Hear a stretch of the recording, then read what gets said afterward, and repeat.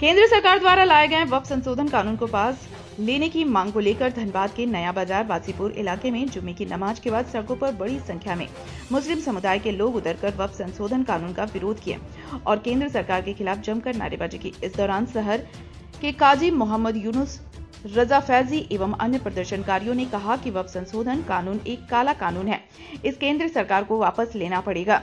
Supreme court ने इस पर तल्ख टिप्पणी की है, कई प्रावधानों को गैर संवैधानिक बताया है। आर्टिकल 26 हमें जो अधिकार देता है उसे छीनने की कोशिश केंद्र सरकार कर रही है और हम इसे किसी भी स्थिति में बर्दाश्त नहीं करेंगे।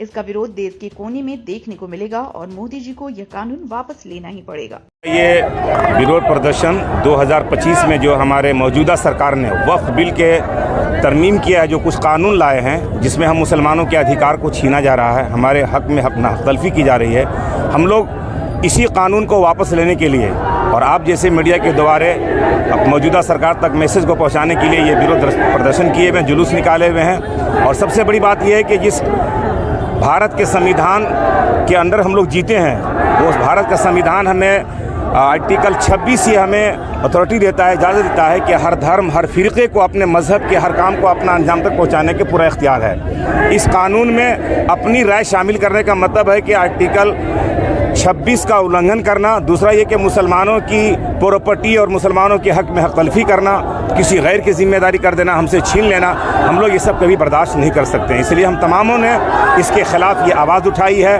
और ये जुलूस निकाला है ताकि आप के द्वारे से मौजूदा सरकार तक ये बातें जाए कि ये जो कानून वक्फ बिल का तरमीम करके लाया है इसको वापस लिया जाए और जो हमारा हक था वो हमें वापस किया जाए। हक में किसी गैरों को कोई हक नहीं है, जैसा कि कलेक्टर की जिम्मेदारी में पूरा इख्तियार दिया गया इस वक्फ बिल के तरमीम में जो किया नया कानून में है, जबकि ऐसा कहीं नहीं है। अब हम किसी और में जाए, वो हमारे में आए तो फिर हमारे आर्टिकल 26 का कानून से उल्लंघन हो जाएगा। जो हमारे पुरखों ने जान की बलि दी, कुर्बानी दी और फिर एक संविधान बना जिसमें सबको अपने स्तर पर अपनी मर्जी के मुताबिक जीने का हक है। हमारी प्रॉपर्टी, हमारे जायदाद में आपका क्या इख्तियार होगा? या फिर किसी के तानाशाही की वजह अगर किसी को मुखिया हम बना लें, ये हम कैसे कबूल कर सकते हैं? कल भी हमारा था, आज भी है और हमेशा रहेगा। हम हर वक्त इसके खिलाफ में आवाज़ उठाते ही रहेंगे। मोदी जी को वापस लेना होगा ये कानून को। जो हिंदुस्तान की जो सरकार जो है, जो मुसलमानों को टारगेट कर रही है बेमतलब का, 80% को खुश करने के लिए 20% को लोगों को परेशान करने का जो इन लोगों ने जो षड्यंत्र रचा है, उसके खिलाफ ये प्रदर्शन आज हम लोगों ने किया है। ये एक काला कानून है।